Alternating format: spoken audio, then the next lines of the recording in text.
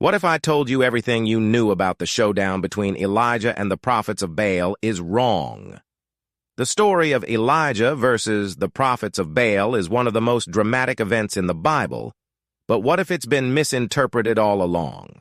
Picture this: a confrontation on Mount Carmel, with Elijah standing alone against 450 prophets of Baal, each trying to prove the supremacy of their God.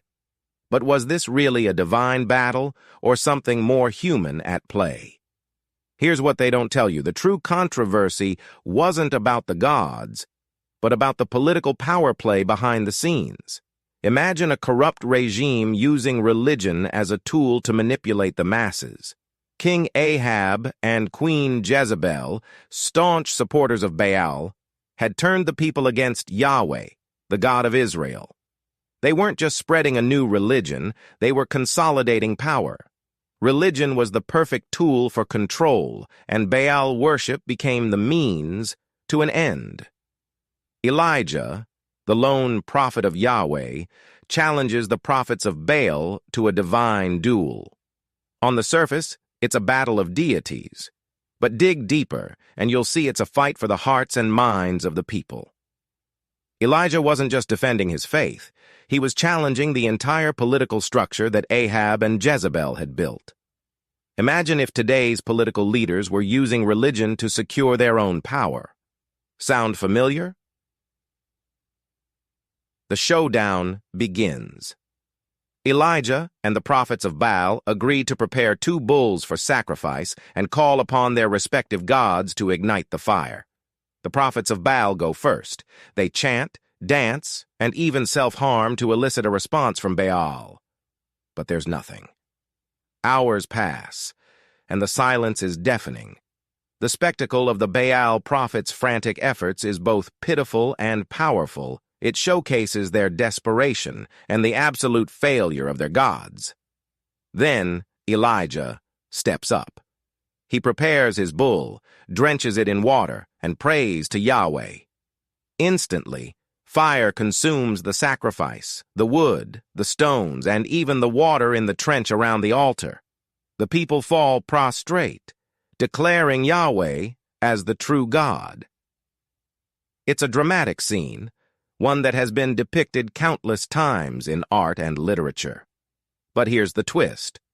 Was it divine intervention, or did Elijah know something they didn't? Some scholars suggest Elijah's use of water might have been a setup.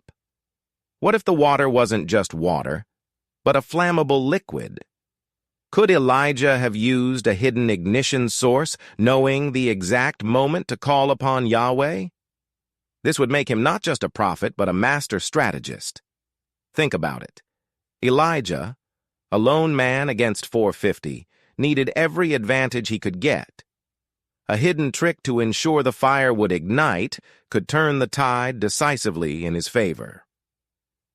Imagine the fallout today if such a revelation came to light about a religious leader.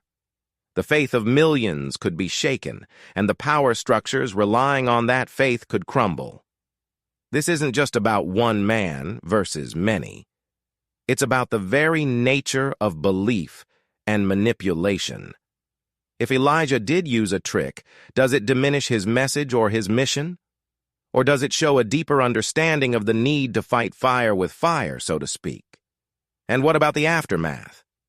The prophets of Baal were slaughtered, a decisive and bloody end to the confrontation. But was this necessary? Was it a divine mandate or a political purge?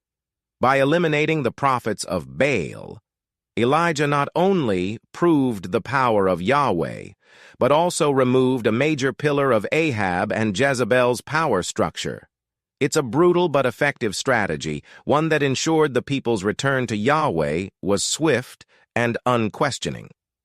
The implications are vast. Elijah's actions, seen in this light, aren't just about faith, but about power and control. It's a controversial take, one that suggests the Bible's heroes were as much political actors as they were spiritual leaders. This perspective forces us to reconsider the motivations behind these actions and the true nature of divine intervention. Was it all a grand plan by Yahweh, or did Elijah use every tool at his disposal, including deception, to achieve his ends? If true, it redefines Elijah as not just a prophet, but a revolutionary, willing to do whatever it took to free his people from the corrupt grip of Ahab and Jezebel. It paints a picture of a man deeply committed to his cause, using his wits and possibly trickery to outmaneuver his enemies.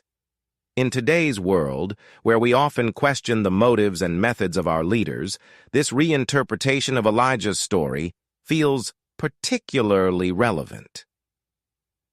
Comment. Truth down below if you believe there's more to this story than meets the eye.